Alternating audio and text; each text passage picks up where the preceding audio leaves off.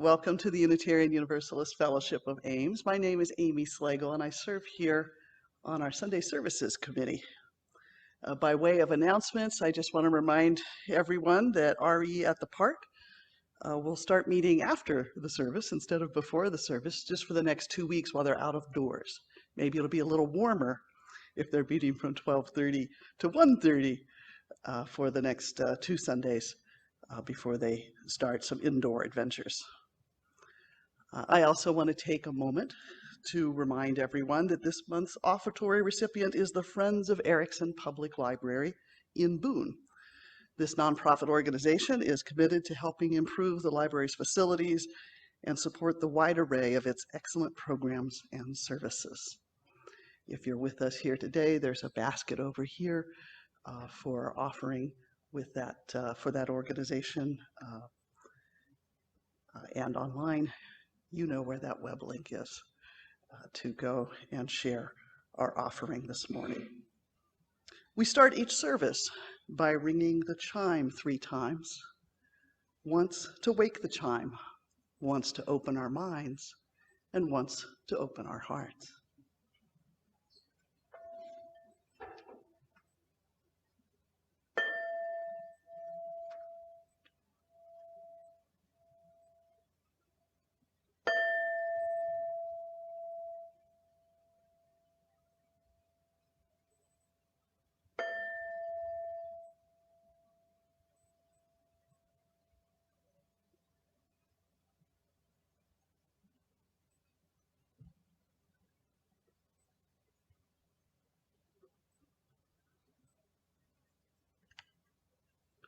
And our opening words this morning come from Aubrey Marcus.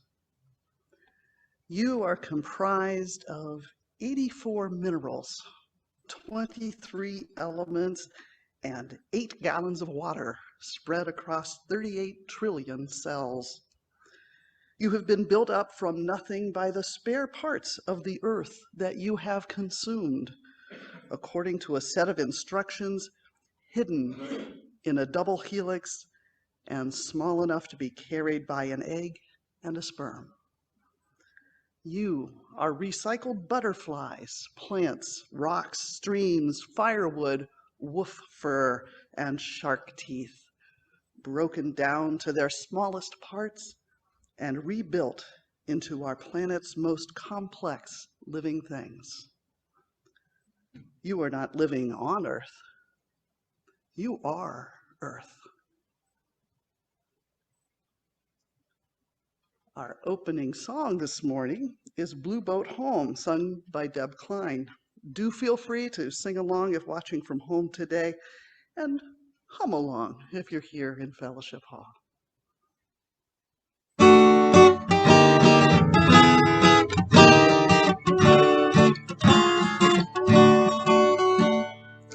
Though below me I feel no motion, standing on these mountains and plains, far away from the rolling ocean, still my dry land heart can say, I've been sailing all my life now, in a harbor or port have I known.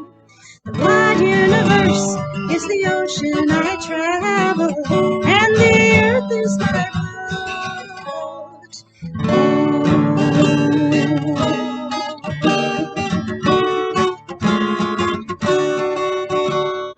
Sun my sail and moon my rudder, as I float by the starry sea, leaning over the edge in wonder, casting questions into the deep, drifting here with my ship's companions, all we kindred pilgrim souls, making our way by the lights of the heavens in a beautiful blue boat.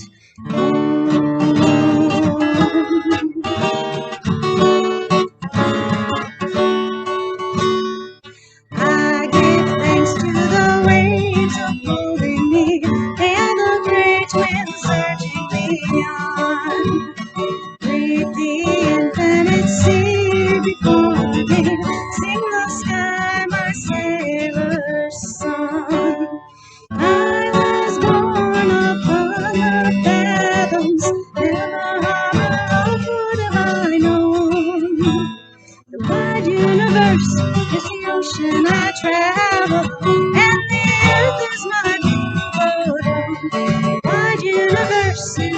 ocean I travel, and the earth is my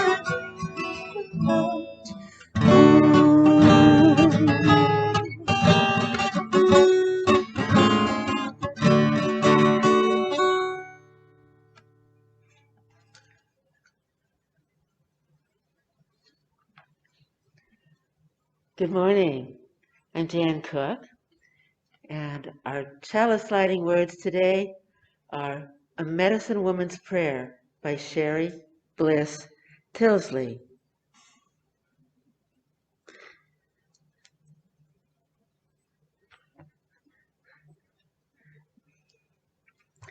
I will not rescue you, for you are not powerless. I will not fix you, for you are not broken. I will not heal you, for I see you in your wholeness. I will walk with you through the darkness as you remember your light.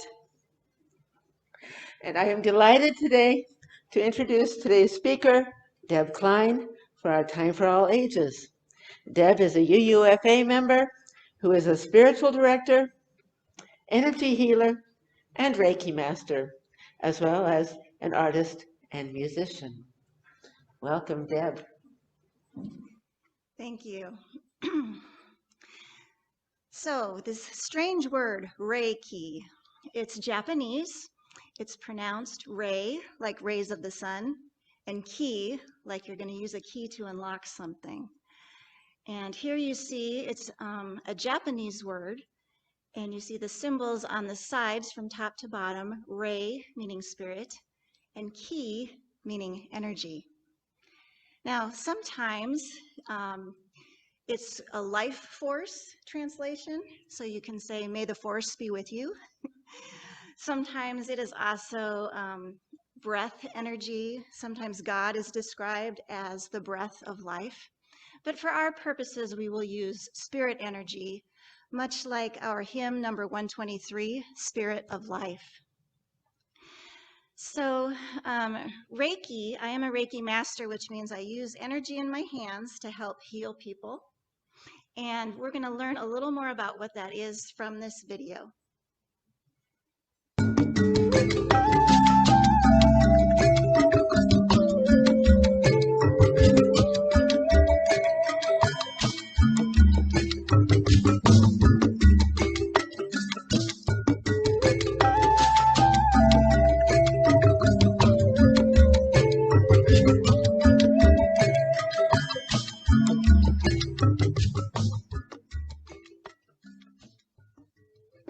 To some people, Reiki is mysterious, foreign, or just plain made up.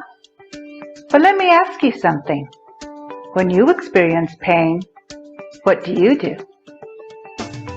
The reality is, we all naturally perform the fundamental essence of Reiki on pretty much a daily basis. It's inherent, instinctive. It's innate within all of us. When you have a headache, where do your hands go? You cradle your head with your hands, right? When you hurt yourself, where do your hands go? You grasp that area with your hands, and you keep them there until the pain eases up, right? And when your tummy hurts, where do your hands go?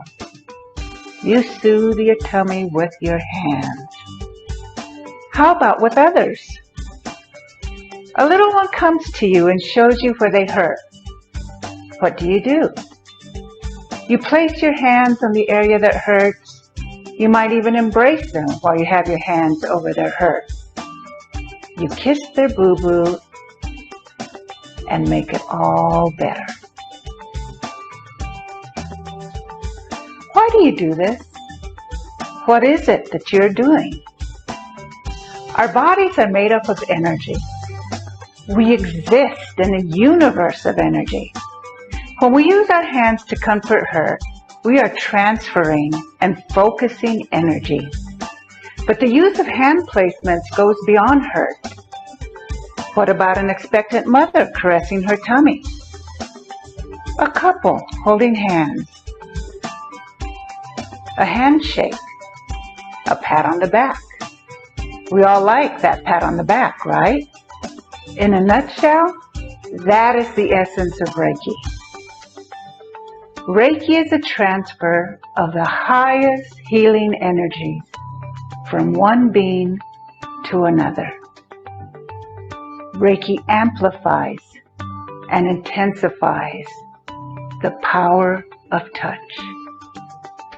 It promotes balance and harmony in your spirit, mind, and body. Reiki is a natural, simple, and powerful practice anyone can learn to help themselves, anyone of any age, at any time. Experience the power of touch. Tap into and empower your life force energy. Peace.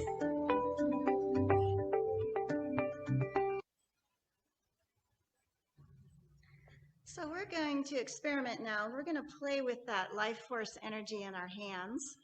And so I just want you to start by rubbing your hands together, just to get them nice and warmed up. And then we're going to pull our hands apart and back together slowly, and not necessarily touch them together, but get them close and further apart. See if you can sense anything between the space in your hands. It might help to close your eyes. See if you can feel a presence of energy between your hands. And even if you don't feel anything, you can imagine a ball of light. And as you pull your hands away, the ball gets bigger. And as you put your hands together, the ball of light gets smaller. Now kind of swirl your hands like you're rolling dough, either Play-Doh, cookie dough, only this ball of energy, you might be able to feel it with the movement.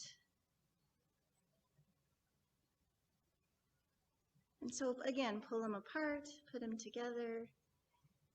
And if you're picturing the light or if you're feeling the energy, see how far you can get your hands apart before either the light image fades or the feeling in your hands starts to subside.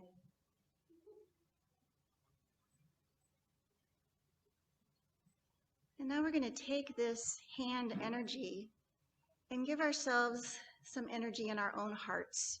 So go ahead and put one hand on top of the other in the middle of your chest.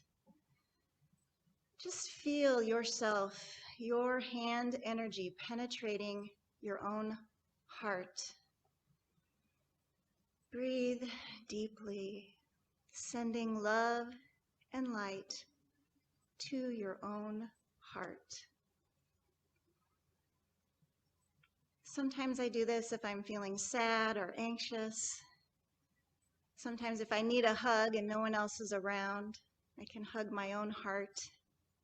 Or sometimes if I just need a little boost of energy, I'm feeling worn down, I can give myself some heart energy.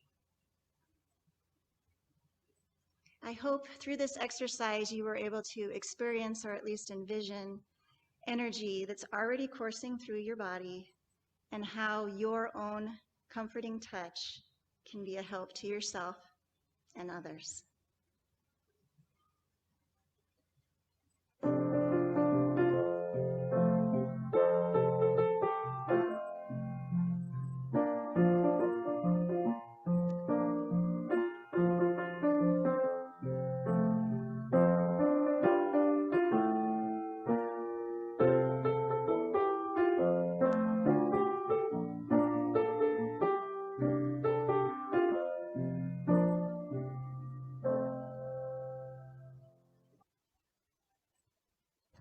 One of the ways we share our little lights in this fellowship community is to share those significant milestones in our lives.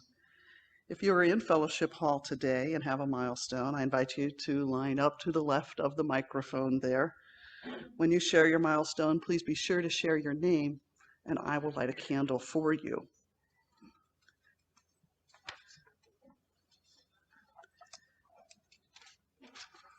When everyone who's in the building has had a chance to share their milestone, we'll adjust our technology, and those joining us from home and other faraway places will have the chance to share their milestones. Then I light one final candle for those milestones left unspoken today.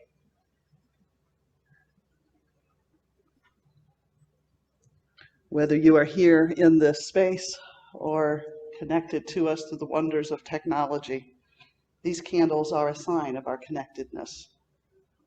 Let's hold ourselves and one another in light and love as we journey through this week. Invite us into a moment of silence.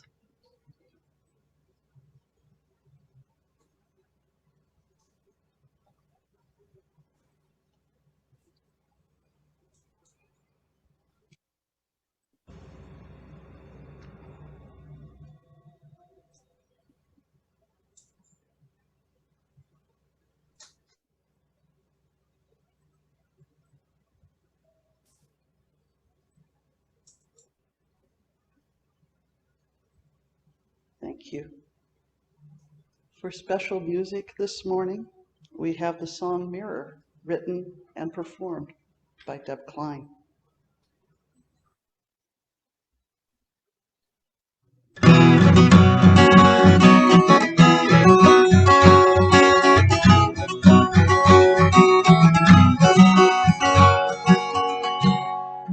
Mirror, mirror on the wall, that's not really me at all. Mirror, mirror, can't you see something much more grand than me? And while I live, I'll dance and play in your reflection. What may, when I die, step into you, become mystery and truth. Who's that gazing back at me from the surface of the sea?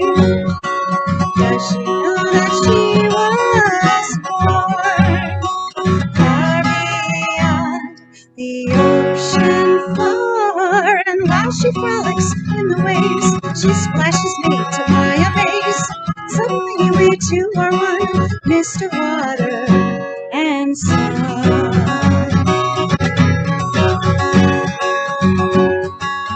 Is it so hard to believe an alternate reality lies just beneath what senses can perceive? I've always felt there's something more, something further to explore if we can find and open the door.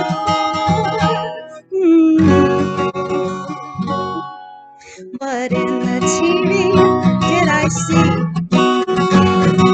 signals of society, illusions of who we are, junk food feeding our despair? I turn it off and take a walk, breezes blow off culture shock. I need to breathe my nature home, walking solo, not alone. Is it so hard to believe an alternate reality lies just beneath what senses can perceive? I always felt there's something more, something further to explore if we can find open that door. So I pray to God in me, in every star and galaxy, to unveil life's mystery. But all of we are truly thee. And while we live, we'll dance and play in your reflection. Oh, I pray, when we die, step into you, become mystery and truth. Oh, mirror, mirror on the wall, that's not really me at all. Mirror, mirror, can't you see something much more grand than just me?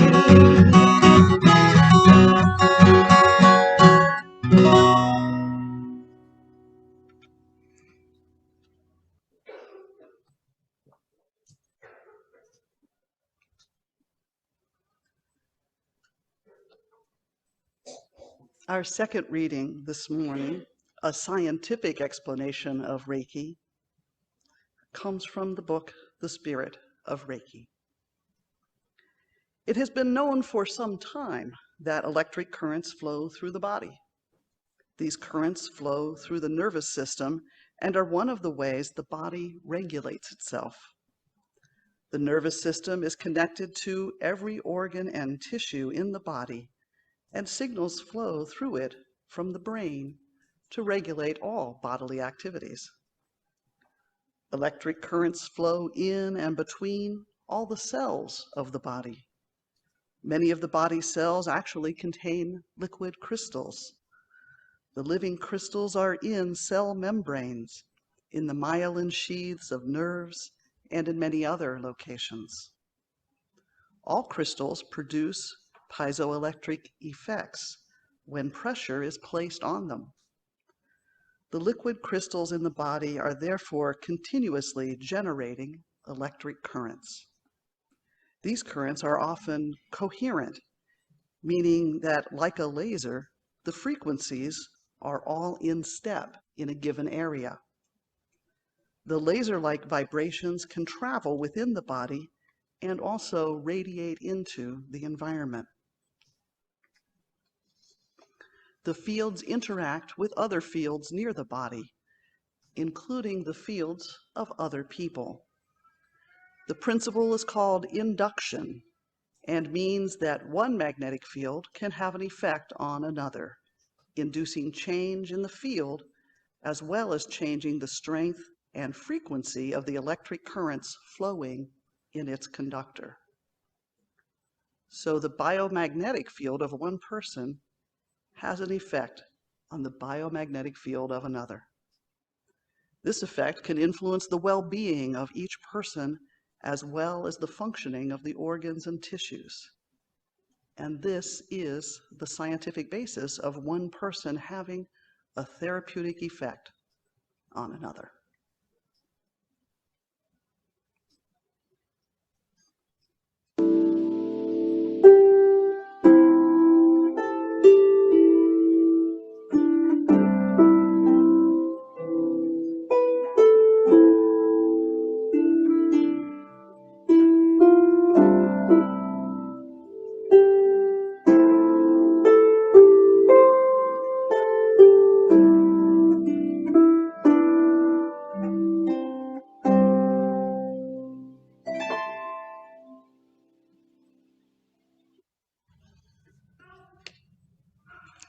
Reiki, healing from the inside out. I appreciate being asked to share with you today about the healing modality of Reiki. As we saw in the video and perhaps felt in our hands or envisioned as light, Reiki is natural, it's innate, something we instinctively do to connect with ourselves and others to transfer energy for the better. This is true of all energy healing modalities. So I will specify how Reiki distinguishes itself from other forms of energy healing.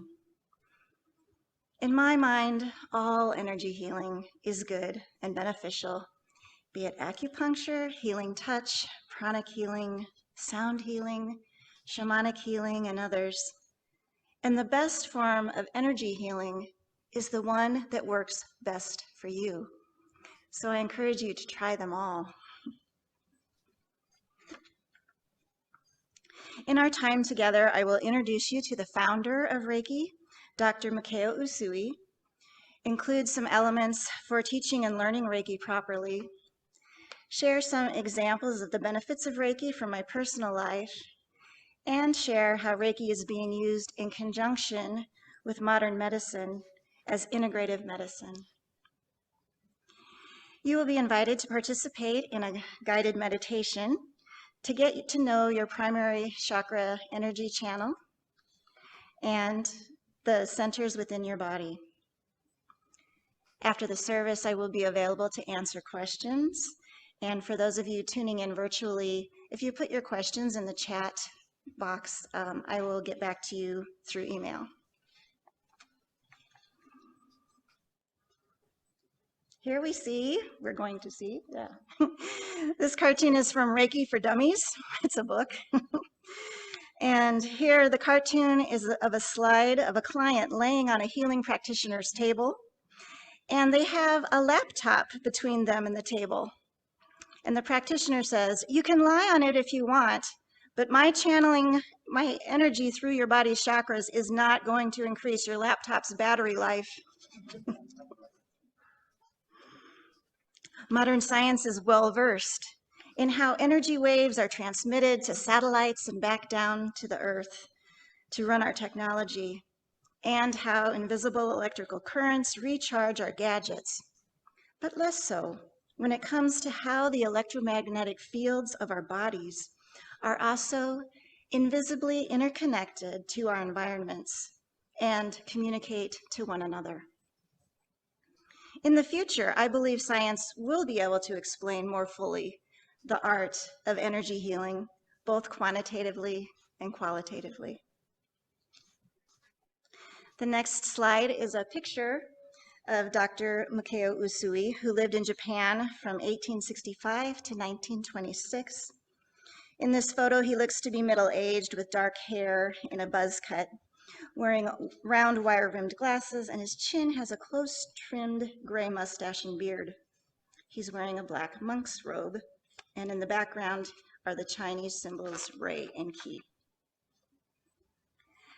Dr. Mikao Usui, a Japanese Buddhist monk, husband, and father, was a self-studied scholar of theology, medicine, psychology, and spiritual development, traveling around Japan, China, and Europe to gain knowledge in his varied health and wellness interests. He practiced hands-on energy healing as a village healer in the early 1900s before discovering Reiki. In 1922, at the age of 58, Usui spent a 21-day retreat on Mount Kumura, where he had a spiritual awakening. Usui described his experience as being infused with light and thereby being enlightened with the healing art of Reiki. Reiki was different from the Kiko healing techniques he had previously used, as in, rather than Usui building up his own chi energy, he was using chi energy from the universe instead. And this allowed life force energy from around him coursing through him to give him endless healing potential without depleting his own personal energy reserves. He first used the light-infused techniques on himself, then his family, and became famous in the community for healing physical and emotional ailments beyond what he had previously accomplished. He proceeded to train others in the art of Reiki, opening Reiki training centers. His son, Fuji Usui, took over the training centers when Mikao died of a stroke in 1926 at the age of 62. Reiki is different from some other healing modalities in that source energy is channeled through the practitioner to the client instead of using the practitioner's own personal energy. A second distinction comes in that Reiki, in the training process and attunement procedure, a Reiki master balances the energy of the student through as part of the training process. And so before teaching Reiki techniques and learning how to use it for yourself and others, you are learning to channel energy from source. Here's another Reiki for Dummies cartoon. Pictured are two people seated, and the practitioner is taking notes with a look of disbelief while the client states, I think my body's energy centers are well balanced. I keep my pager on my belt, my cell phone in my right pocket, and my palm top computer in my inside left breast pocket. So Reiki masters attune their students, meaning they infuse energy into the student's core channel, thereby clearing the way for source energy to flow more freely. It was already flowing before, it's just accentuated. Here is an image of a white solid figure of a person seated in a cross-legged position. And up the middle of the torso, from the base to the head, are 7 round circles evenly spaced in different colors, representing the chakras of the central energy channel. Red at the seat, orange below the navel, yellow above the navel, green at the heart, blue at the throat, purple at the brow line, and fuchsia at the top of the head. Each Reiki level, 1, 2, and 3, have their own attunement that deepens and widens the source energy channel called the Hora line. And the Hora line connects the 7 main chakras through the center of the body. Of the healing modalities I have learned thus far in my 15 years of practice, Reiki is the only one requiring an attunement. A third distinction is the original way Usui taught Reiki. Can you get my water? He taught his students directly as an oral tradition. Thank you.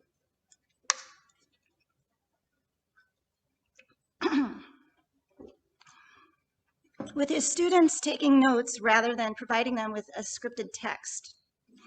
He held this tradition as sacred and did not want Reiki to be misused or misinterpreted.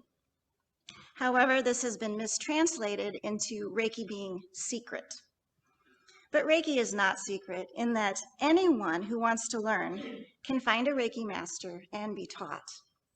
However, Reiki is not to be self-taught or learned from a book as some other energy healing techniques can be, but rather guided, handed down from teacher to student, honoring the sacred tradition. A Reiki master should be able to trace the lineage of the master teachers before them, all the way back to Usui himself. This brings me to the proper way of teaching and learning Reiki, passed through my Usui Shiki Ryoho Reiki lineage. Here's another cartoon I found on the internet by McPherson, marked 1117. There's a person lying face down on a treatment table with the practitioner running a leaf rake down their back. The client says, "I have to say, I had a different impression of what Reiki is all about."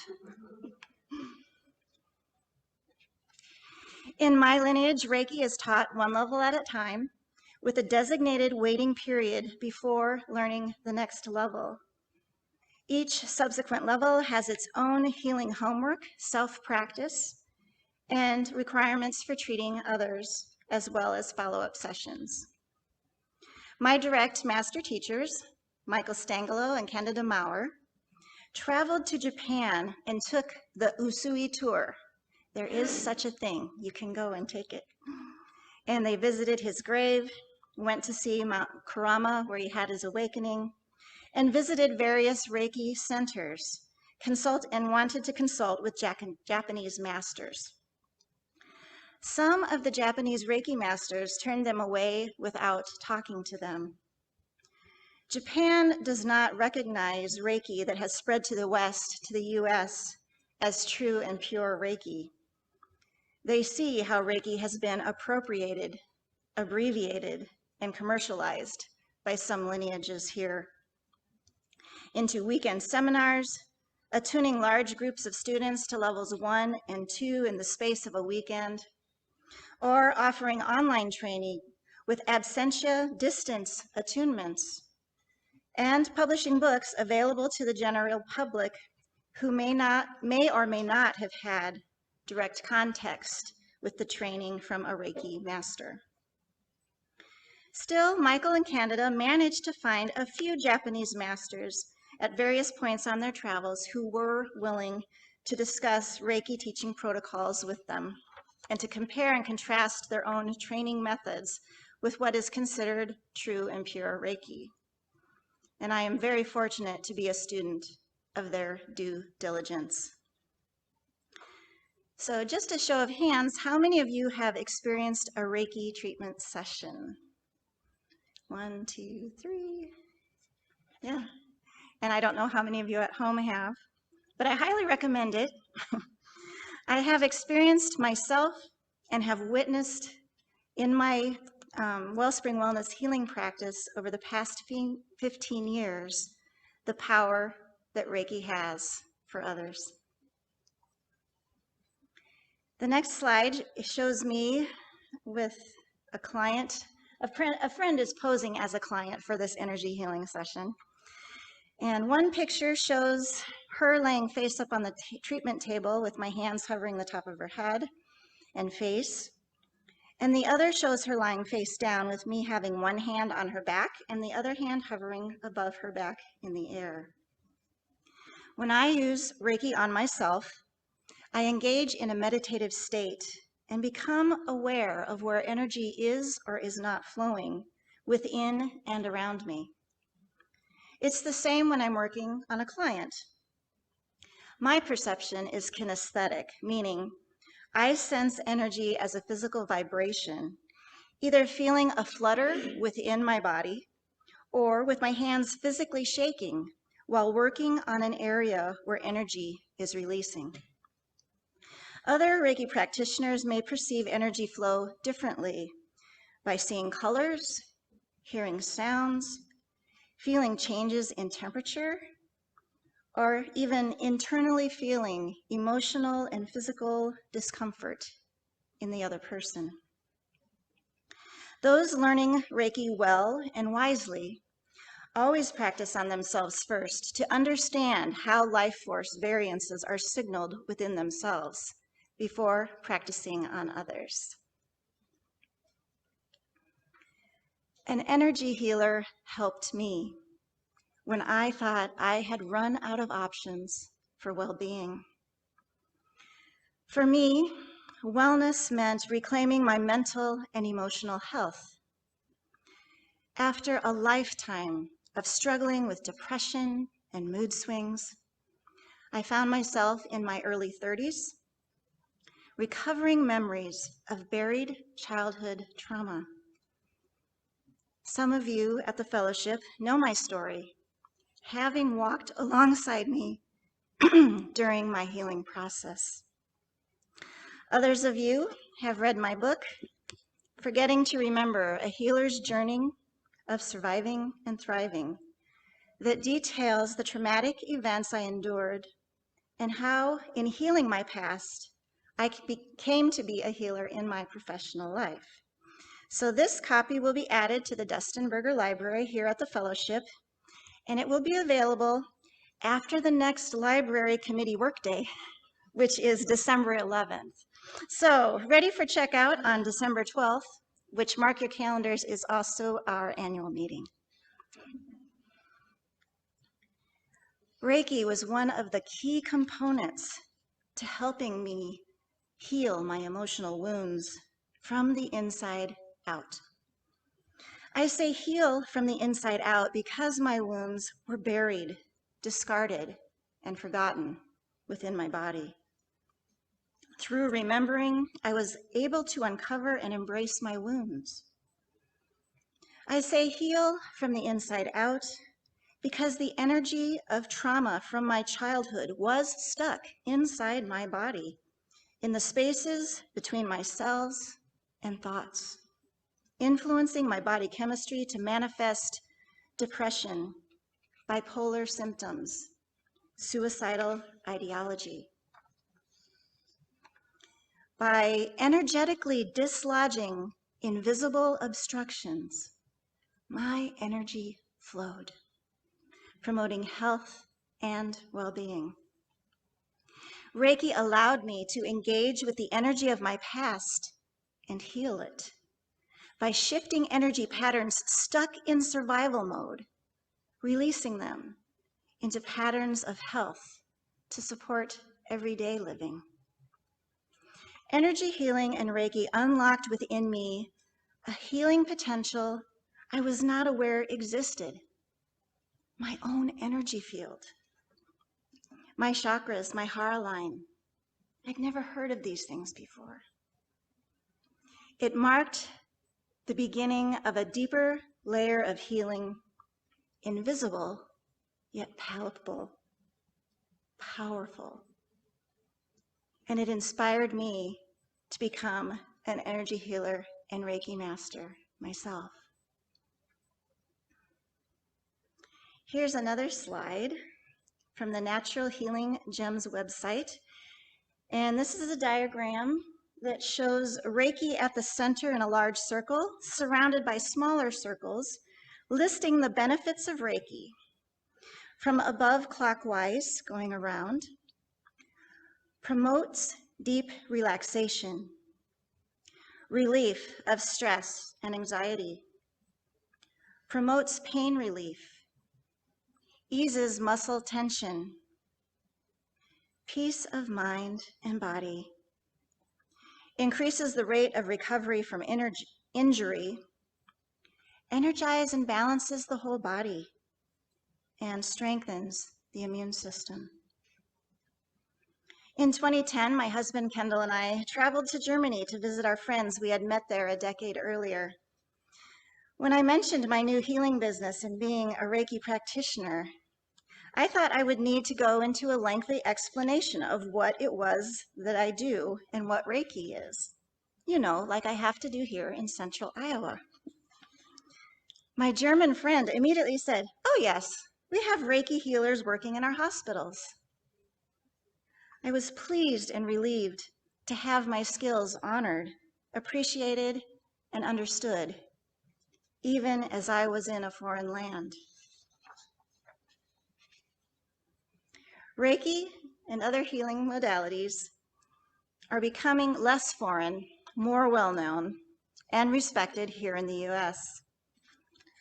Like my experience over a decade ago in Germany, current integrative medicine proponents include Reiki treatments in hospitals to calm patients before surgery and to aid comfort in healing afterwards. Reiki has been proven an effective stress reducer, and one of the most detrimental elements affecting our physical health is stress, both physically and emotionally.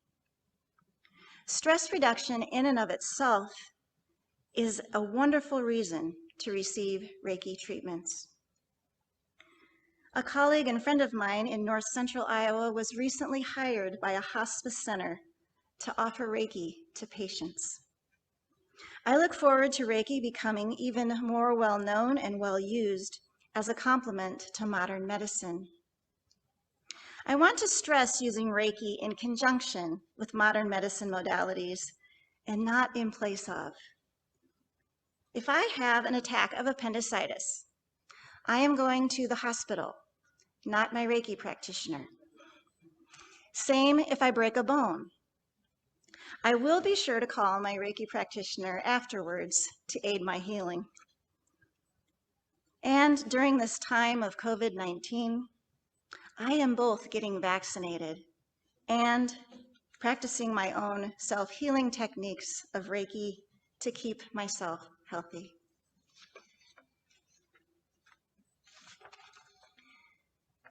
So now I'm going to step over here and I'm going to invite you to participate in a guided meditation.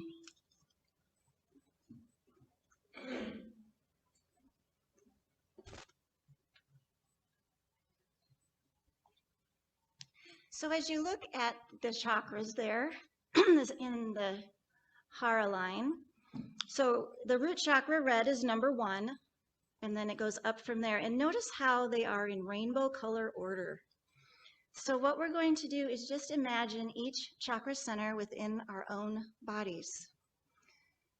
So I invite you to get comfortable in your chair, close your eyes if you like, and breathe deeply. So allow your breath to let you relax.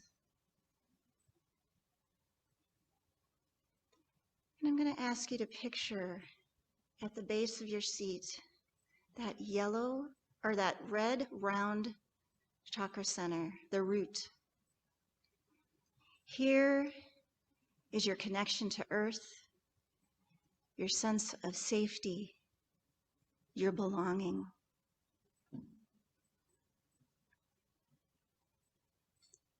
Now picture a little higher, below the navel center, is an orange ball of light. Here is your creativity, your sexual health, and your emotions all swirling within the potential of this orange ball. Attending slightly higher still above the navel center is a beautiful yellow ball. Here is your personal power, your ability to create what you want to manifest in the world. Slightly higher to your heart center, a beautiful emerald green ball of light. Here is where we love ourselves and others, where we experience grief and sorrow, where we forgive ourselves and others. Slightly higher at the center of the throat, beautiful blue, beautiful like the sky. Here is your ability to speak your truth to yourself and others, to be heard, to be understood. Slightly higher between the eyebrows, that third eye, a beautiful purple ball of light. Here is our inner knowing and our intuition. And slightly higher at the crown, here is a fuchsia light. Some people see gold or white. Let whatever color is there for you shine brightly. Here is your connection to Source, to the energy of the entire universe, the way you connect to yourself and to others universally. Now picture all of the chakras at the same time glowing in that rainbow from root to crown. And we are going to descend from the crown chakra and merge the light down to the brow so that the magenta and the purple are mixing through the hora line down further. Release into the throat the beautiful blue. A rainbow hora line connecting down further to the green of the heart, descending still to the yellow of the solar plexus, and then down to orange to the sacral center, and again merging with the root. Your hora line is a beautiful rainbow of light, always available for you, for your own health, healing, and well-being. Now just imagine from top to bottom, letting go of that imagery, feeling the colors fade, and allow all of the energy to go even below the root chakra and sink into the floor so that you are here and grounded. Perhaps wiggle your toes, feel the soles of your feet on the floor, and just notice how you're feeling. And when you're ready, you can rejoin us in this room or virtually by opening your eyes.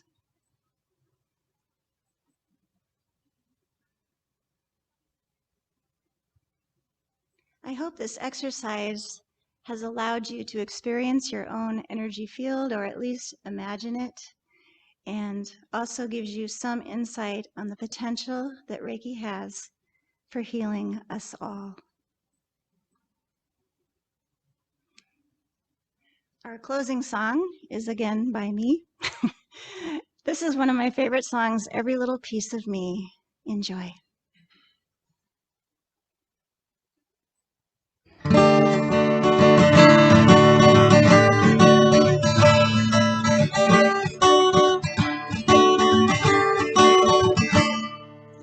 I'm not broken, but there are pieces of me scattered everywhere.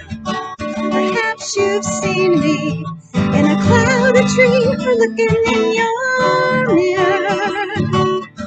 Our separateness is illusion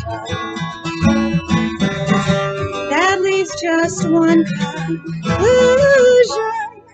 That every little piece of me is in every little piece of you, and in every little piece of everything. And all I want to do is love every little piece of you so that I can love every piece of me in everything.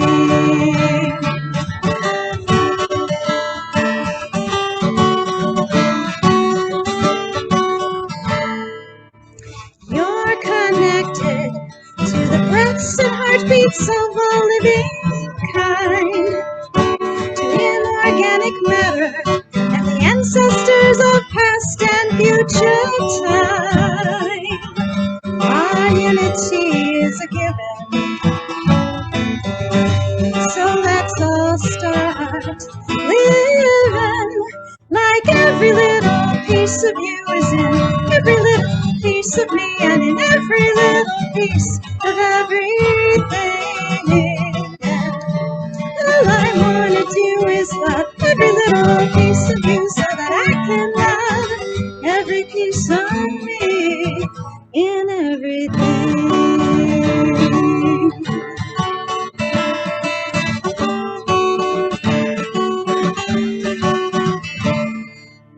We're not broken, we're each shadow and every point of light. Earth and ocean in the lift of a bird taking flight. We are one, it's true. One as we, not just me or you. And every little piece of me is in every little piece of you, and in every little piece of everything. And all I want to do is love every little piece of you so that I can love every piece of me in everything.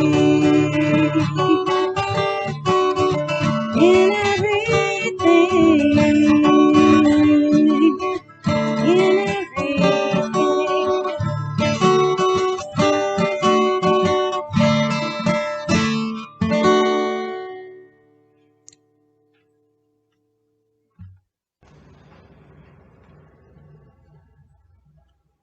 We extinguish the chalice today with these closing words by John Saxton, part of a larger life. May we live with greater compassion and care for ourselves, others, and creation.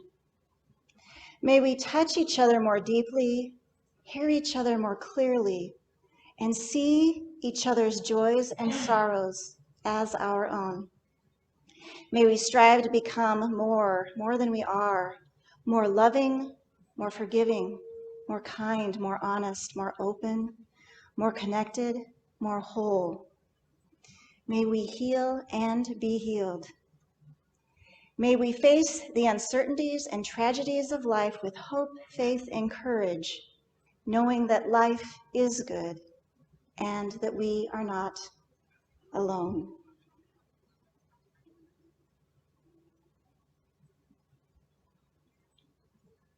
Thank you for being with us this morning, both here and virtually. Go in peace.